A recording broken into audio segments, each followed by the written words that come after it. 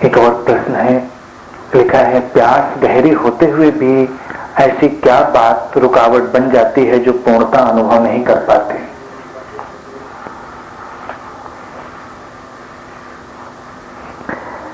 प्यास होना जरूरी है लेकिन पर्याप्त नहीं। प्यास आवश्यक है लेकिन प्यास ही सब कुछ नहीं है। प्यास को तृप्ति देने के लिए तुम्हें श्रम करना होता है, तुम्हें अपनी समझ के द्वार खोलने होते हैं, तुम्हें अपने सहज बोध के इशारों को समझना होता है। हमने जब आंतरिक रूपांतरण के 9 सूत्रों की चर्चा की थी, तो वो 9 सूत्र वही 9 द्वार थे जो तुम्हारी प्यास को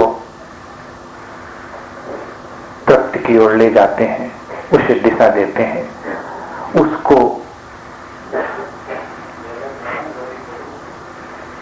रूपांतरण की ओर ले जाने में सक्षम बनाते हैं।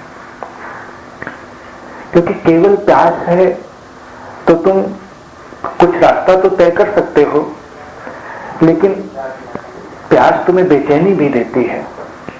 और अगर तुम्हें ठीक ठीक दिशा ना मिल पाए, किसी भी प्यास को ठीक ठीक मार्गदर्शन न उपलब्ध हो, तो प्यास मर जाती है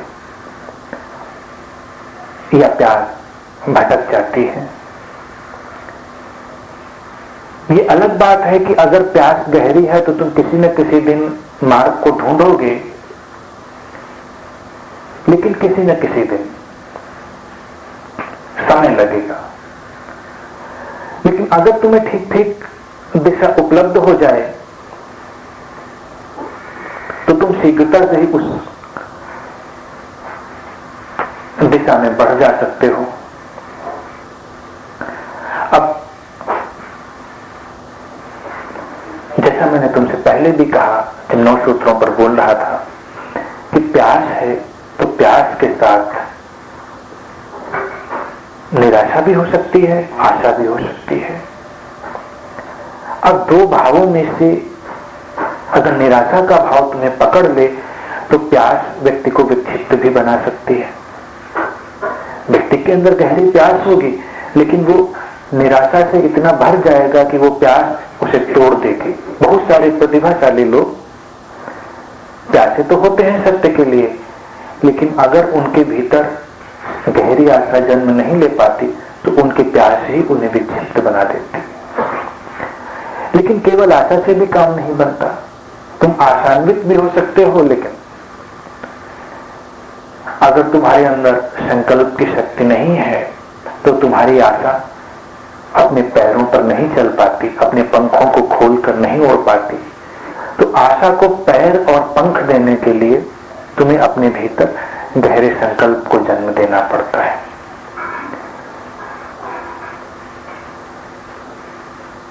इतनी बातें अगर तुम कर लेते हो, फिर इसके आगे जो द्वार है वो तुम्हें सहजता से उपलब्ध हो जाते हैं। तो एक साधक के लिए उसके यात्रा के आधार में कम से कम ये 3 बातें तो होना अनिवार्य ही है। गहरी प्यास का होना, गहरी आशा का होना और प्रगाढ़ संकल्प का होना। संकल्प क्षीण है तो बात बेकार हो जाती है, फिर कुछ भी किया नहीं जा सकता। संकल्प का अर्थ है कि तुम अपनी प्यास के लिए क्या करोगे, तुम अपनी प्यास के लिए अपने जीवन को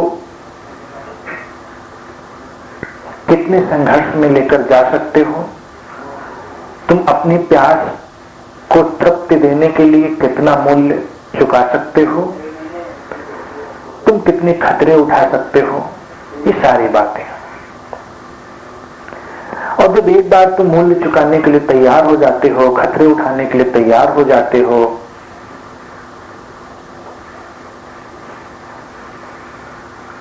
फिर तुम्हारी यात्रा पीछे नहीं जा सकती, फिर तुम आगे जाते हो।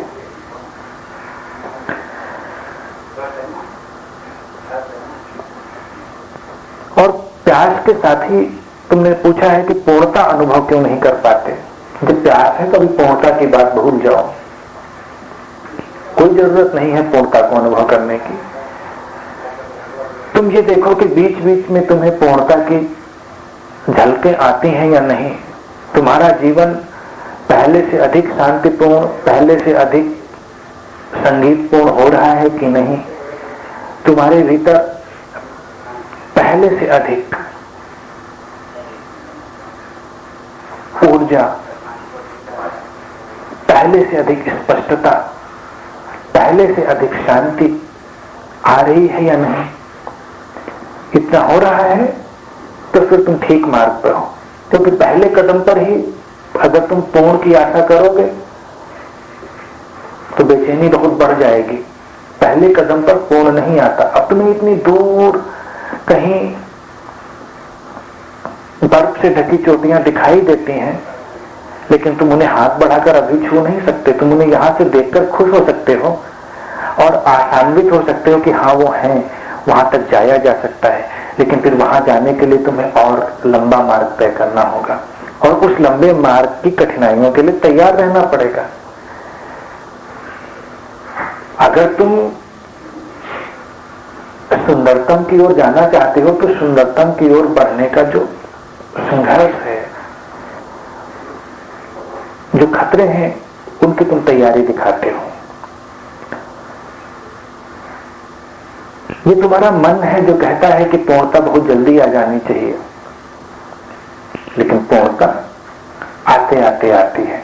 वैसे तो तुम पूर्ण ही हो, लेकिन इस बात में कुछ रखा नहीं।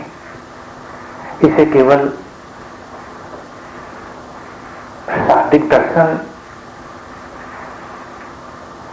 बनाकर तुम अपने साथ लेकर चल सकते हो।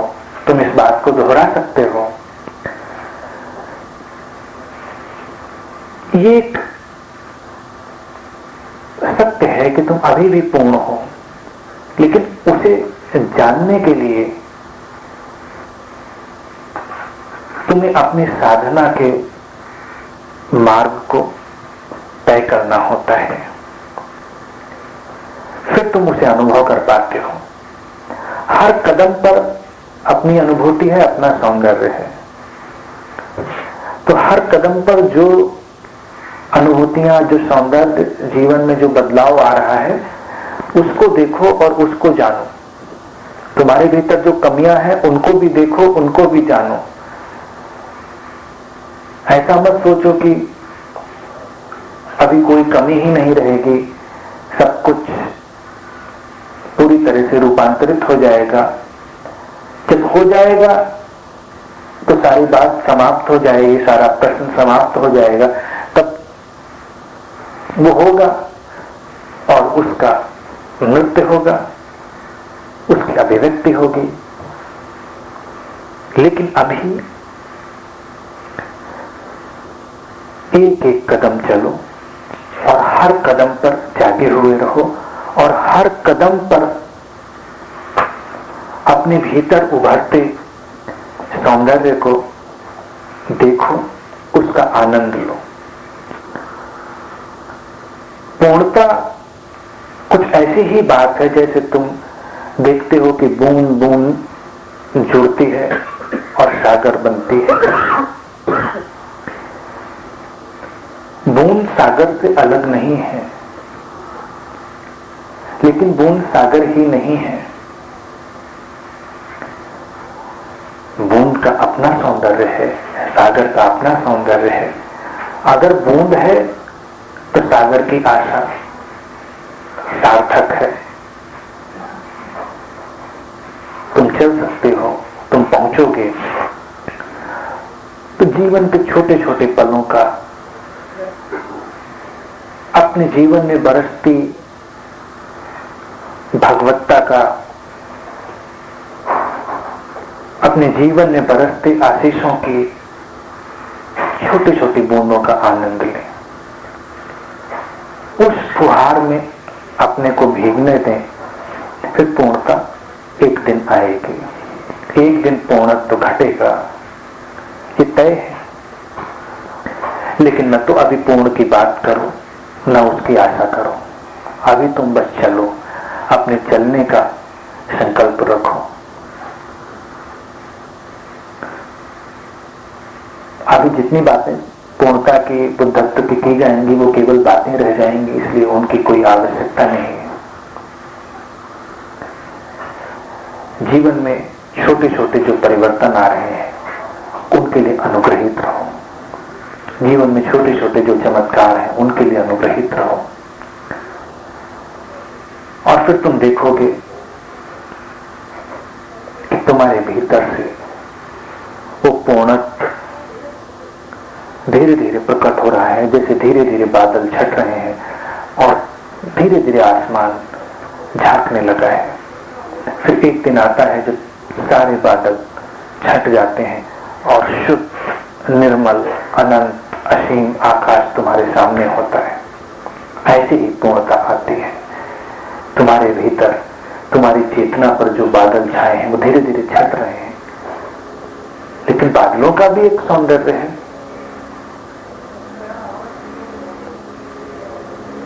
उस सौंदर्य को भी देखो, अनुभव करो, और बादलों से पीछे झांकते आसमान का अपना एक सौंदर्य है, उसे भी अनुभव करो।